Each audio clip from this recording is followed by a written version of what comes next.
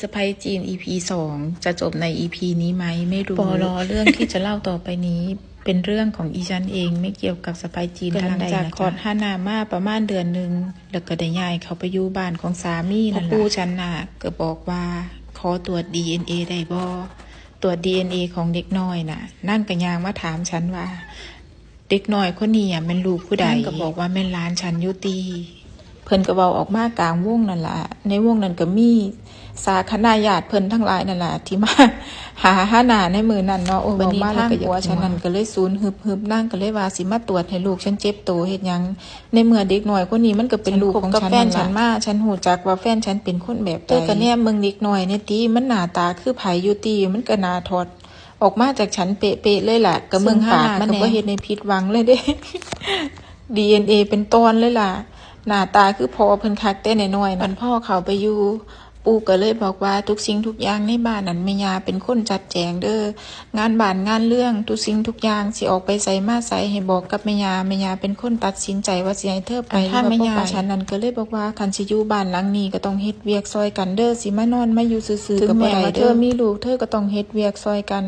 ยามมื้อเช้าฉันไปตลาดคันเธอเฮ็ดแนวกินบ่เป็นเธอก็ต้องหุงข้าวไว้ทานก็คือกันเธอสิซักแต่ของเธอก็บ่ได้เธอต้องซักให้น้องนำให้พ่อให้แม่นำให้ผัวของเธอนำเสื้อผ้าข้าเจ้าก่อนสิซักก็ต้องไปแช่แฟบก่อนได้น้ำนึงเอาไปแช่ไว้คืนนึงแช่เรียบร้อยแล้วก็จังมาปั่นแล้วก็เอาเข้าเครื่องคือว่าแม่ย่าฉันน่ะเป็นคนสะอาดนะพวกเธอสะอาดในชนิดที่ว่าแบบนั่งสิถือไม้ถูพื้นอยู่ตลอดเวลาแล้วนั่งก็สิมีไม้ม็อบอันนึงไว้ถูก็มีแม่บ้านนะแต่นางไม่ให้ฉันใช้แม่บ้านนางบอกว่าอันนั้นน่ะเป็นของพอก็คือยายนั่นแหละแล้วมื้อนั้นก็บ่มีผู้ใดอยู่เฮือนเลยนางก็บอกให้ฉันน่ะขึ้นไปถูถึงเฮือนไว้แล้วลูกฉันน่ะมันบ่มีคนมึงแล้วมันเป็นเด็กติดแม่น่ะฉันก็เลยเอาใส่กระเป๋าจิงโจ้น่ะแล้วก็สะพายใส่ข้างหน้าแต่ว่าแม่บ้านน่ะก็นำดากฉันไปเด้นางบอกว่าให้เฮ็ดให้เฮ็ดฉันบ่บอกแม่เธอดอกว่าฉันซอยเธอเฮ็ดเดี๋ยวกะสิขึ้นไปถูถึงเฮือนเองเธอก็อยู่นี่ละเลี้ยงลูกไอ้ฉันน่ะเป็นสะใภ้ใหม่ด้วยความที่เขาสั่งฉันอันใดฉันก็อยากเฮ็ดเองอะนะผลสุดท้ายฉันก็แบกลูกขึ้นไปถึงเฮือนนั่นล่ะไปถูเอาโดยที่มีกะนำก้นอยู่ข้างหลังซอยพยุงฉันเพราะว่าฉันเทิงอุ้มลูกเทิงถูพื้นน่ะนะ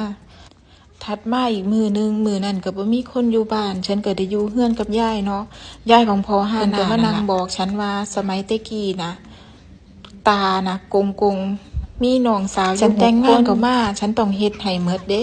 จำบ่นำฉันก็ต้อง